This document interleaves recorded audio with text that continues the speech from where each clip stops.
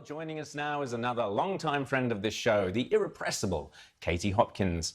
Katie, you were there in Washington for the Biden inauguration, the Potemkin parade where the virtual president who was elected by a virtual landslide was greeted by a virtual crowd of nobody, apart from you. This is exactly what a lot of patriots have a problem with. Well, Katie Hopkins joins us now from London. Hi, Katie. How are you? Hi, Rowan. I'm very good. It's good to be back with you and the team. Well, it's great to see you, and you're in the same studio. I hope you got to meet Andy No a few seconds ago. What a great bloke. And you are equally brave. Now, tell us, you've just flown back into London. You were there in Washington. Give us your take on what on earth was going on. It's bizarre. Absolutely. So I just landed back here into the UK where we are locked down like none other. I mean, this really would be Daniel Andrews' wet dream, just to completely crucify a nation. They were going to introduce electronic tags for people like me so that when we landed into the country, they could police us more closely. But yes, that inauguration, I wish you wouldn't call it that, Rowan, and stop using language incorrectly. You are the master of language after all. It was an installation of a very old man. And in many ways, Rowan, a bit like having maybe, a third-hand washing machine installed. Like you have to handle it very carefully and you don't know when it's going to leak. I think that's very true of Biden as well. Rita. Main streets of Washington, D.C., because we've been given the impression that the whole Capitol's under siege and extremists could strike any moment and there'd be an insurrection or a coup. Yes. And in fact, I think it was Chuck Schumer that accused our side of inciting an erection, which frankly, at my age, would be a very remarkable thing indeed. I was sharing my hotel, as it turns out, with a large number of the National Guard, which was very exciting, coming down in the elevator in the morning with them with their riot shields and me with my running gear on, dressed like a vegan.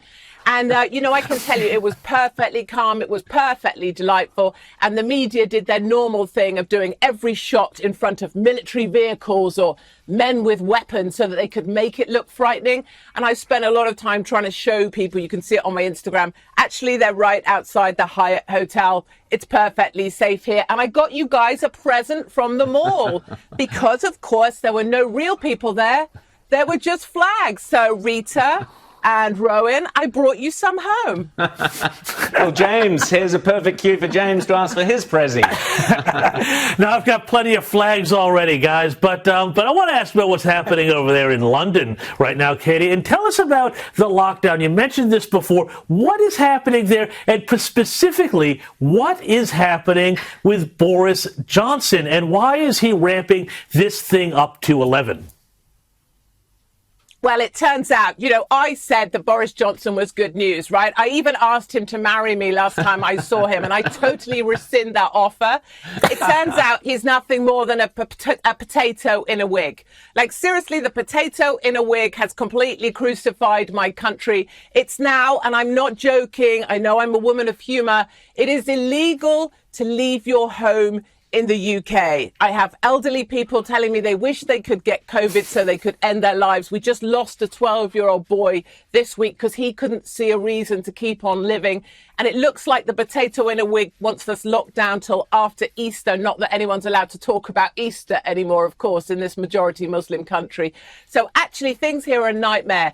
And so really it's time for us to all hold on to try and find the fun together and to keep mocking this. I walked down the street today behind some people and they had the yellow vests on with COVID support written on them. Supporting what? Supporting the narrative, I'm guessing. Katie, I really do wish that Boris had taken up your offer and married you, or at least had an affair with you, instead of the Sheila he's had an affair with, a rampant kind of hardcore lefty greenie. He trotted out the phrase last week. Boris came out and said, well, there's nothing wrong with being woke. So we have the heir to Margaret Thatcher's party saying, well, there's nothing wrong with being a hardcore neo-Marxist left-winger, a greenie vegan ratbag. What do you think? I think the potato in the wig needs to do one. At some point, someone got at him. Whatever they offered him, I don't know. Whatever they threatened with, I don't know. But he's gone straight to the playbook. It's all lockdown. It's all misery. It's collapsed small businesses. It's make everybody dependent on the state, make the state in control of everybody. But the good news is that I spent time today with one gym owner who's trying to fight back. And I really do get the sense here that people are trying to fight back little by little. And I hope to be part of leading that charge. We just saw in Italy, Ea Apro, I am open. It is time for us all to work together to say no more lockdowns. We need to help people through this, and we need to start opening up our country. And then we need to get rid of the potato in the wig. It's always the fat ones, isn't it? It's the fat ones that lock us down. Rita. Well, UK has had prolonged lockdowns, and yet it has one of the worst death rates in the world, higher than the US, which everyone says is a disaster. So is there any correlation? Is there any research done to see actually if these lockdowns are having a good health impact, never mind what they're doing to the economy and to people's state of mind? Yeah, I mean, clearly, I don't think lockdowns work at all. I have literally, Rita, and you'll totally get this, I have smeared myself up against everyone and everything on all sides of the planet. Like, I was rubbing myself up against the National Guard. I've rubbed myself up against Black Lives Matter with my silly little hat on. They thought I was a feminazi. Who knew? I've really tried to get this damn thing, and I can't get it for toffee. I don't believe the numbers of deaths. I think that's just being fed to us. You go to any funeral director, they're not really doing much if you go and ask them. So I think, look, you know, I don't want to be a spoiler alert on life, but people always died. Like, that was the end point. And actually, old age was never that attractive. I don't believe the numbers. People have always died. They're just calling them COVID deaths. And I think many of us would be willing actually right now to sign a form saying, I don't want NHS treatment. I don't want anything to do with socialised healthcare. Let me die in the street, but for God's sake, let me live my life as free as I can be. And my message to Australians and my message to anybody out there who's still listening to this dozy old bat is live your life. Live, laugh, love, and be as free as you can possibly be. James. Is there any sense that, well, actually, when I asked about the National Guard, which you saw there in Washington, do you find it at all ironic that these guys are being brought out for this inauguration in D.C., but that 6 months ago you couldn't even talk about bringing them out to quell, you know, essentially insurrectionary protests in cities across the United States? James, you're an exceptionally smart man. I've heard this from all of one person, yourself. But you're a smart man, but you're still using that word inauguration. We've got to use the word installation now.